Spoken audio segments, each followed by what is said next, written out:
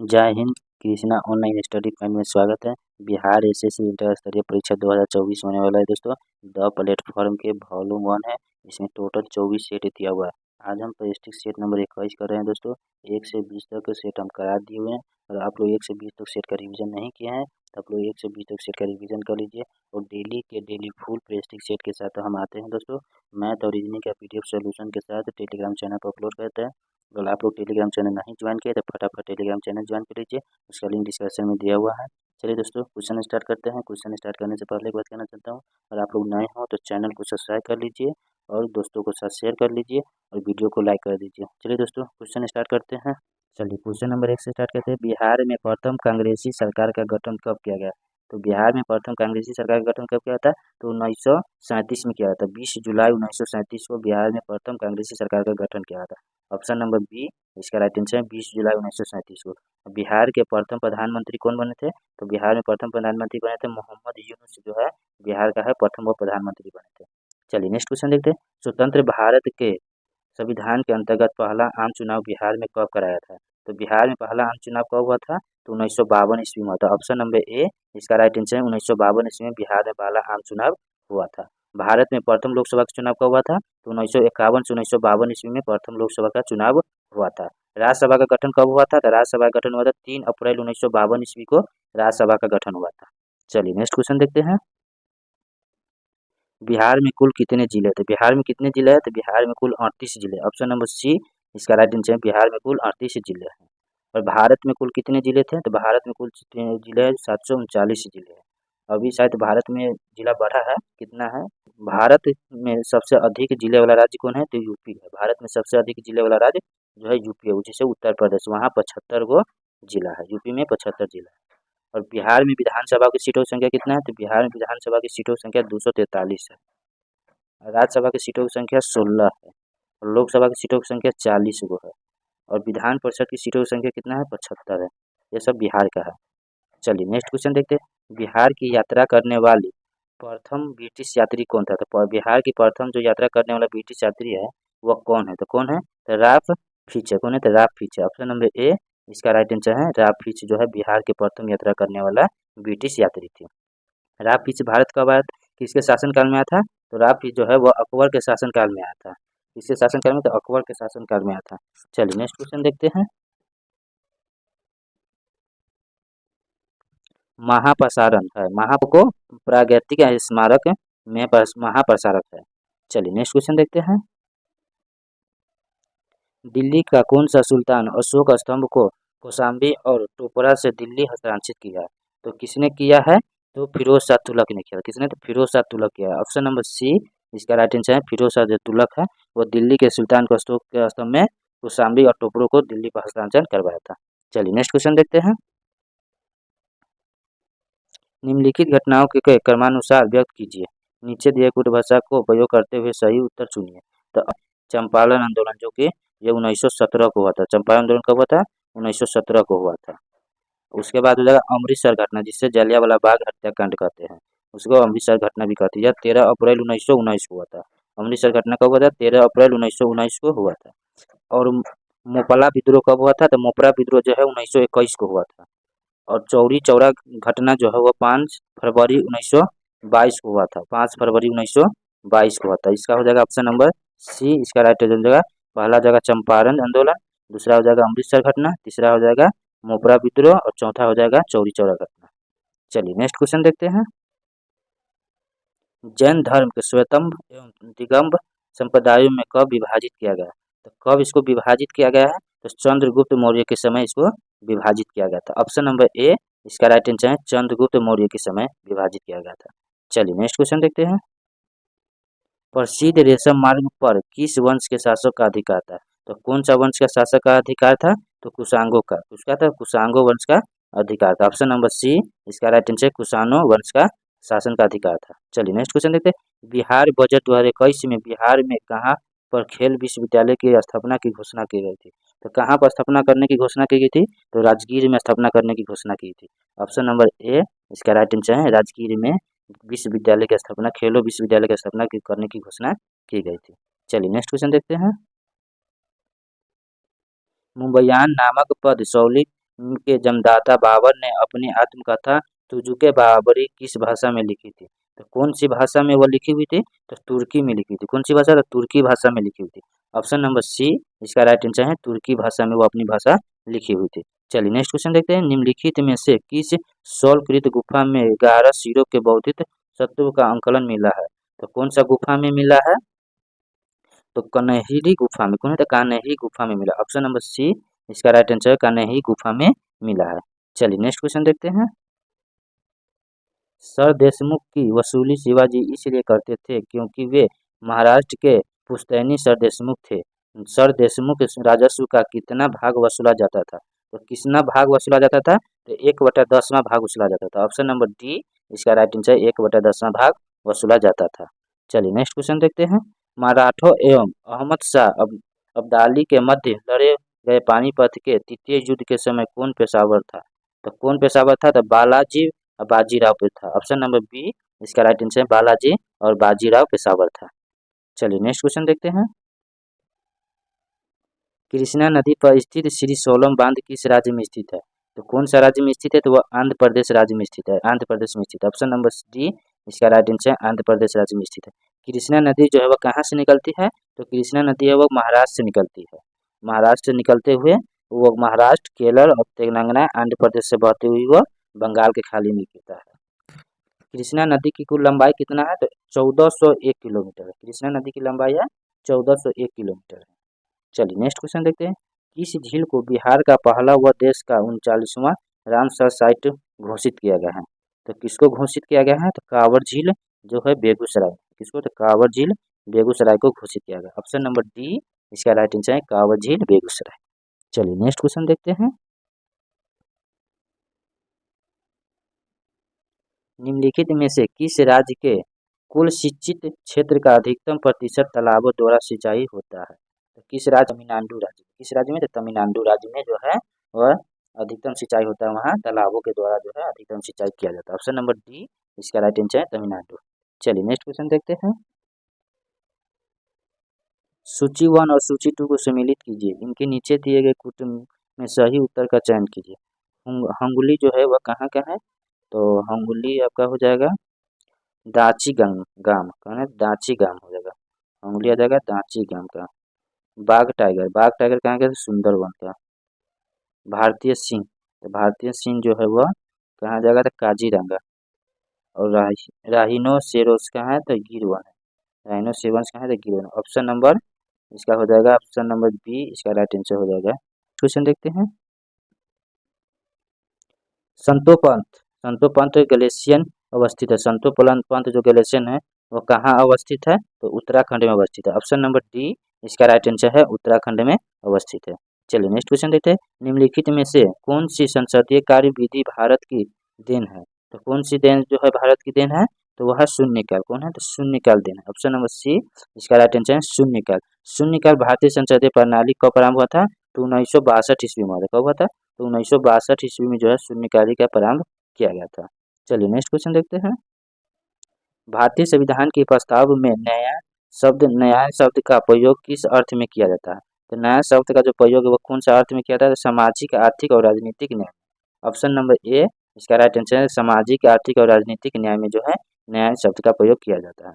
चलिए next question देखते हैं।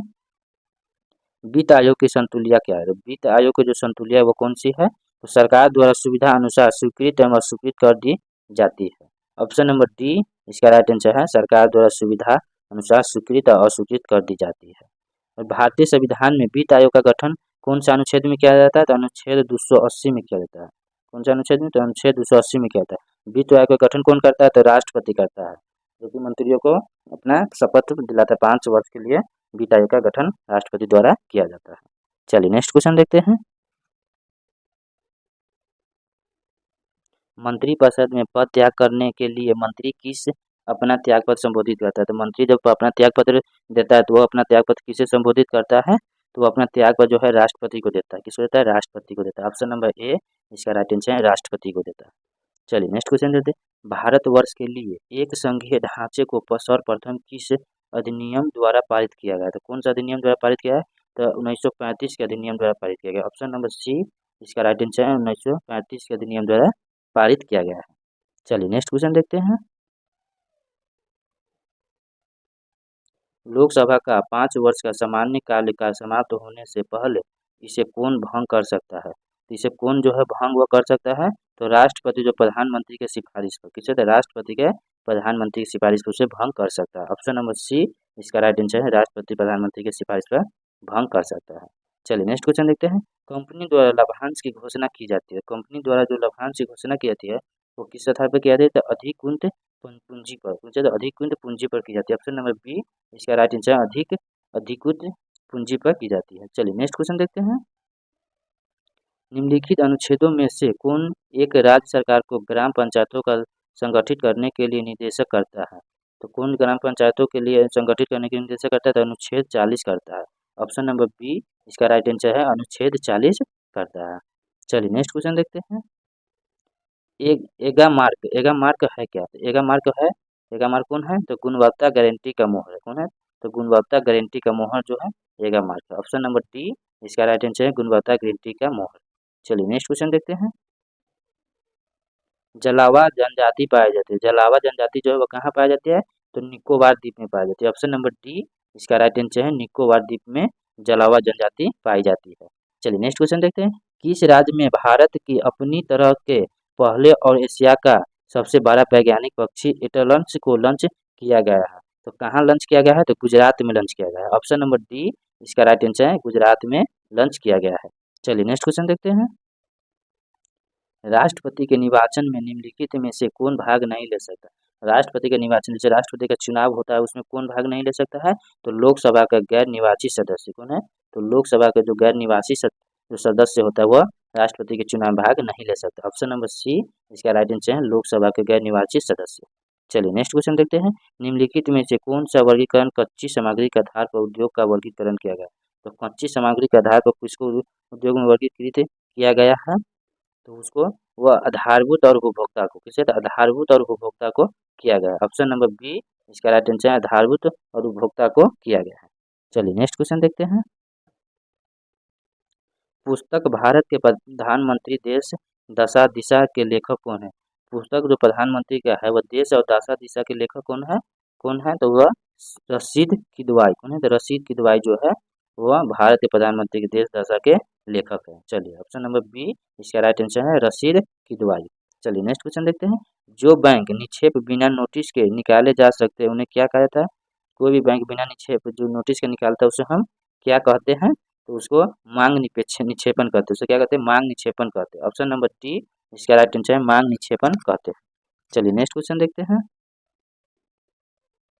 निम्नलिखित प्रस्तावों में से किसका सदभित संबंधित संघीय बजट से है? तो संघीय संबंधित बजट जो है वो किससे है? तो वह कटौती प्रस्ताव से। किसे? तो कटौती प्रस्ताव से। ऑप्शन नंबर सी इसका राइट आंसर है, कटौती प्रस्ताव से है। चलिए नेक्स्ट क्वेश्चन देखते हैं। दृश्य निर्यात और दृश्य आयात के अंतर को क्या कहते हैं? दृश्य निर्यात और दृश्य आयात को अंतर को क्या कहते हैं? तो व्यापार शेष कहते हैं, व्यापार शेष कहते हैं। ऑप्शन नंबर ए इसका राइट आंसर है, व्यापार शेष है।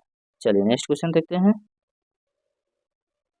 मुद्रा के अमूल्य का परिणाम होता है, तो मुद्रा का अमूल्य का जो परिणाम है वो क्या होता है? तो निर्यात में वृद्धि और भुगतान संतुलन के सुधार होता है। ऑप्शन नंबर बी इसका राइट आंसर है, निर्यात में वृद्धि और भुगतान संतुलन में सुधार होता है। चलिए नेक्स्ट क्वेश्चन देखते हैं। भारत में इकोलॉजिकल जोश की कुल संख्या कितना है? इसकी कुल संख्या जो है कितना है? तो कुल संख्या 20 है। ऑप्शन नंबर डी इसका राइट आंसर है, कुल संख्या के क्षेत्र 20 है। चलिए नेक्स्ट क्वेश्चन देखते हैं। तिब्बत के पठान की समुद्र तल से औसत ऊंचाई क्या है? तिब्बत के पठान की जो समुद्र तल से औसत ऊंचाई है वह कितना है? 5 किलोमीटर। कितना है? तो 5 किलोमीटर है। ऑप्शन नंबर डी इसका राइट आंसर है, 5 किलोमीटर है। चलिए नेक्स्ट क्वेश्चन देखते हैं। भारत में निम्नलिखित कौन सी पर्वतीय श्रेणी केवल एक ही राज्य में फैली है? तो कौन सी पर्वतीय श्रेणी जो वह केवल एक ही राज्य में फैली है? तो अजंता। कौन है? तो अजंता। ऑप्शन नंबर बी इसका राइट आंसर है, अजंता। जो कि अजंता पर्वतीय श्रेणी जो है वह कहाँ अवस्थित है? वह महाराष्ट्र में अवस्थित है। महाराष्ट्र में पश्चिम भारत में, महाराष्ट्र के पश्चिम भारत में वह अवस्थित है। चलिए नेक्स्ट क्वेश्चन देखते हैं। पद्म भूषण सम्मान प्राप्त करने वाले भारत के पहले पैरा एथलीट कौन बने? तो पैरा एथलीट जो है वह कौन है? तो देवेंद्र झाझड़िया। इसका राइट आंसर है, देवेंद्र झाझड़िया। चलिए नेक्स्ट क्वेश्चन देखते हैं। भारतीय उपमहाद्वीप पर ग्रीष्म ऋतु में उच्च ताप और निम्न ताप हिंद महासागर से वायु का आकर्षण करते हैं, जिसके कारण प्रभावित होता है। तो किसके कारण से वह प्रभावित होता है? तो दक्षिण पश्चिम मानसून के कारण प्रभावित होता है। ऑप्शन नंबर ए इसका राइट आंसर दक्षिण पश्चिम मानसून के कारण प्रभावित होता है। चलिए नेक्स्ट क्वेश्चन देखते हैं। भारत के निम्नलिखित क्षेत्रों में से कौन सा कपास का अधिकतम मात्रा में उत्पादन करता है? तो कौन अधिक मात्रा में जो है कपास का उत्पादन करता है? तो उत्तर पश्चिम और पश्चिम भारत में कपास का जो उत्पादन है सबसे अधिक होता है। ऑप्शन नंबर बी इसका राइट आंसर है उत्तर पश्चिम और पश्चिम भारत में होता है। चलिए नेक्स्ट क्वेश्चन देखते हैं। अलमट्टी बांध किस नदी पर है? अलमट्टी बांध जो है वह कौन सी नदी पर स्थित है? तो वह कृष्णा नदी पर स्थित है। ऑप्शन नंबर डी इसका राइट आंसर है कृष्णा नदी पर वह स्थित है। अलमट्टी बांध परियोजना कब बनकर तैयार हुआ था? तो 2005 में जो है अलमट्टी बांध परियोजना जो है बनकर वह तैयार हुआ था 2005 में। चलिए नेक्स्ट क्वेश्चन देखते हैं। देश के निम्नलिखित किस राज्य में सबसे पहले सूर्योदय होता है? तो कौन सा भारत में जो है तो सबसे पहले किस राज्य में सूर्योदय होता है? तो अरुणाचल प्रदेश में होता है। ऑप्शन नंबर सी इसका राइट आंसर है अरुणाचल प्रदेश में जो है सबसे पहले सूर्य उदय होता है। सूर्यास्त कहाँ होता है? सूर्यास्त जो है गुजरात राज्य में होता है। सूर्यास्त गुजरात राज्य में होता है। और भारत में सूर्य अस्त जो है गुजरात राज्य में होता है। भारत में सूर्योदय और सूर्यास्त के समय के बीच का जो टाइमिंग का जो बीच का अंतर है वो कितने घंटा का रहता है? तो 2 घंटा का अंतर होता है। कितना घंटा? तो 2 घंटा का अंतर होता है। चलिए नेक्स्ट क्वेश्चन देखते हैं। निम्नलिखित का सही कालानुक्रम क्या है? इसका सही क्रमांक समझौता। पहला आ जाएगा ताशकंद समझौता, उसके बाद आ जाएगा भारतीय सोवियत संधि आ जाएगा, तब आएगा शिमला समझौता, तब आएगा फरक्का समझौता। फरक्का समझौता होगा। ऑप्शन नंबर ए इसका राइट आंसर है। पहले आएगा ताशकंद समझौता, उसके बाद आएगा आपको भारत सोवियत संधि, उसके बाद आएगा शिमला समझौता, उसके बाद आएगा फरक्का समझौता। चलिए नेक्स्ट क्वेश्चन देखते हैं। भारत के बाहर विश्व के पहले योग विश्वविद्यालय की उद्घाटन कहाँ किया गया था? भारत से बाहर बाहर विश्व के पहले योग विश्वविद्यालय का उद्घाटन कहाँ किया गया था? तो कहाँ उद्घाटन किया गया था? तो वो लॉस एजेंस में किया गया था। लॉस एजेंस में किया गया था। ऑप्शन नंबर डी इसका राइट आंसर है लॉस एजेंस में किया गया था। चलिए नेक्स्ट क्वेश्चन देखते हैं। विश्व खाद्य पुरस्कार 2021 से किस भारतीय को सम्मानित किया गया? तो विश्व खाद्य पुरस्कार 2021 में जो है किस भारतीय को सम्मानित किया गया था? तो डॉक्टर शकुंतला हरक सिंह थिलेस्ट्री। ऑप्शन नंबर ए इसका right answer doctor Shakuntala Harak Singh थिल स्टेट। ऑप्शन नंबर ए इसका राइट आंसर है। चलिए नेक्स्ट क्वेश्चन देखते हैं। निम्नलिखित में से किस राज्य ने मार्च 2023 तक सभी घरों में नल कनेक्शन देने की योजना बनाई? तो कौन सा राज्य में नल देने की योजना 2023 में बनाई है? तो वो अरुणाचल प्रदेश बनाई है। ऑप्शन नंबर डी इसका राइट आंसर है अरुणाचल प्रदेश बनाई है। चलिए नेक्स्ट क्वेश्चन देखते हैं। हाल ही में नासा द्वारा जारी 10 नए अंतरिक्ष यात्री की सूची में किस भारतीय को शामिल किया गया? तो कौन सा भारतीय को जो है उसमें शामिल किया गया? तो अनिल मेनन को। किसे? तो अनिल मेनन को शामिल किया गया। ऑप्शन नंबर डी इसका राइट आंसर है अनिल मेनन को शामिल किया गया है। चलिए नेक्स्ट क्वेश्चन देखते हैं। निम्नलिखित अभिक्रिया का विस्थापन अभिक्रिया का उदाहरण क्या? इसका उदाहरण पूछ रहा है। इसका उदाहरण क्या जाएगा? CaSO4 plus Fe into FeSO4 plus CO। Option number A इसका राइट आंसर है। इसका विस्थापन अभिक्रिया का उदाहरण। चलिए नेक्स्ट क्वेश्चन देखते हैं। चावल की खेती के लिए आदर्श जलवायु परिस्थितियाँ क्या है? चावल की खेती के लिए आदर्श जलवायु की जो परिस्थितियाँ है वह क्या है? तो वह 100 सेंटीमीटर से अधिक वर्षा और 25 सेंटीमीटर से ऊपर तापमान होना चाहिए। ऑप्शन नंबर ए इसका राइट आंसर है 100 सेंटीमीटर से अधिक वर्षा होना चाहिए और 25 सेंटीमीटर से ऊपर तापमान होना चाहिए। चलिए नेक्स्ट क्वेश्चन देखते हैं। प्राणियों और पादपों की जातियों में अधिकतम विविधता मिलती है। तो अधिकतम विविधता जो है वो किसमें मिलती है? तो वो उष्णकटिबंधीय के अर्ध वनों में। किसमें? तो उष्णकटिबंधीय के अर्ध वनों में मिलती है। ऑप्शन नंबर ए इसका राइट आंसर है उष्णकटिबंधीय के अर्ध वनों में मिलती है। चलिए नेक्स्ट क्वेश्चन देखते हैं। भारी मशीनों में स्नेहक के रूप में निम्नलिखित किस वस्तु का इस्तेमाल किया जाता है? तो कौन सा वस्तु का इस्तेमाल किया जाता है? तो ग्रेफाइट का किया जाता है। ऑप्शन नंबर बी इसका राइट आंसर है ग्रेफाइट वस्तु का इस्तेमाल किया जाता है। चलिए नेक्स्ट क्वेश्चन देखते हैं। स्पंज क्या होता है? स्पंज जो है वह क्या होता है? तो जीव होता है। क्या है? तो जीव है। ऑप्शन नंबर डी इसका राइट आंसर है स्पंज जो है एक जीव होता है। चलिए नेक्स्ट क्वेश्चन देखते हैं। एक बीकर 4 डिग्री सेल्सियस पर पूर्णतः जल से भरा हुआ है। जल ऊपर से होकर बहने लगे यदि इसे 4 डिग्री सेल्सियस से ऊपर गर्म किया जाएगा या 4 डिग्री सेल्सियस के नीचे ठंडा किया जाएगा। ए और बी इसका दोनों हो जाएगा। ऑप्शन नंबर सी इसका राइट आंसर हो जाएगा। 4 डिग्री सेल्सियस से ऊपर गर्म किया जाएगा और 4 डिग्री सेल्सियस से नीचे ठंडा किया जाएगा। ए और बी इसका राइट आंसर हो जाएगा। चलिए नेक्स्ट क्वेश्चन देखते हैं। का मुख्य कारक किसकी वृद्धि होती है? किसकी वृद्धि होती है? तो कार्बन डाइऑक्साइड की वृद्धि होती है। ऑप्शन नंबर सी इसका राइट आंसर है। कार्बन डाइऑक्साइड की वृद्धि होती है। चलिए नेक्स्ट क्वेश्चन देखते हैं। ध्वनि को आंखों के रूप में प्रयोग किए करने वाली प्राणी, ध्वनि को जो आंखों के रूप में प्रयोग करने वाली प्राणी है वो कौन सी प्राणी है? तो चमगादड़ है। कौन सी प्राणी है? तो चमगादड़ है। ऑप्शन नंबर बी इसका राइट आंसर है चमगादड़। चलिए नेक्स्ट क्वेश्चन देखते हैं। लैंप की बत्ती में तेल ऊपर चढ़ता है क्यों? लैंप की जो बत्ती होता है उसमें तेल ऊपर की ओर चढ़ता है क्यों? तो केशिकीय क्रिया परिघटन के चलते जो है तेल के जो बत्ती होता है उसमें तेल ऊपर की ओर चढ़ता है। ऑप्शन नंबर डी इसका राइट आंसर है केशिकीय क्रिया परिघटन के चलते। चलिए नेक्स्ट क्वेश्चन देखते हैं। राइबोसोम्स की संरचना होती है किसमें? तो राइबोसोम की संरचना वो किसमें होती है? तो वो आरएनए तथा प्रोटीन्स में होती है। किसमें होती है? आरएनए तथा प्रोटीन्स में होती है। ऑप्शन नंबर बी इसका राइट आंसर है आरएनए तथा प्रोटीन्स में होती है। चलिए नेक्स्ट क्वेश्चन देखते हैं। यक्ष्मा के रोगियों में निम्नलिखित कौन सी औषधि प्रभावशाली होती है? यक्ष्मा के जो रोगी होता है उसमें कौन सी औषधि जो है प्रभावित होता है? तो रिफेमिपिसियन होता है। कौन होता है? तो रिफेमिपिसियन होता है। ऑप्शन नंबर डी इसका राइट आंसर रिफेमिपिसियन होता है।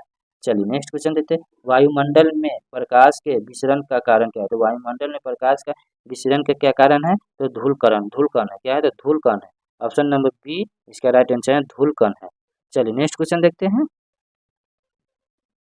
निम्नलिखित में से कौन सा एक कथन सही नहीं है? तो कौन सा कथन है जो सही नहीं है? तो आर्द्रता के बढ़ने पर वायु में ध्वनि का वेग कम हो जाता है। कौन है?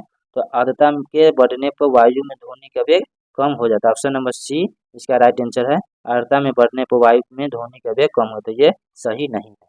चलिए नेक्स्ट क्वेश्चन देखते हैं। किस पादप की सक्रिय भारतीय डॉक्टर की उपमान प्रदान करती है? तो कौन सी भारतीय डॉक्टर को जो उपमान प्रदान करती वह है? तो वह तुलसी। कौन है? तो तुलसी। ऑप्शन नंबर बी इसका राइट आंसर है तुलसी। चलिए नेक्स्ट क्वेश्चन देखते हैं। जैव विकास के संदर्भ में सांपों में अंगों का लोप होने का स्पष्ट किया जाता है।